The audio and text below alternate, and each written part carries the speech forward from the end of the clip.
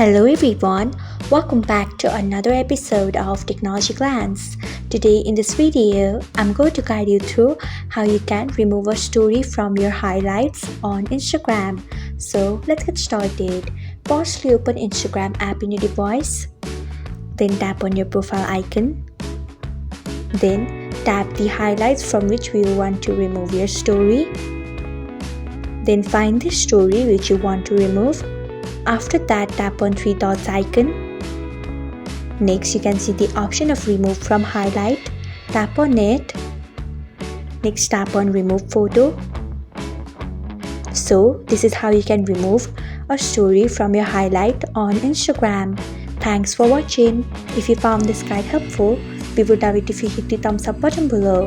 We upload great new tech tutorials like this one every day, so do not forget to subscribe to our channel and hit the bell icon so that you'll never miss another update.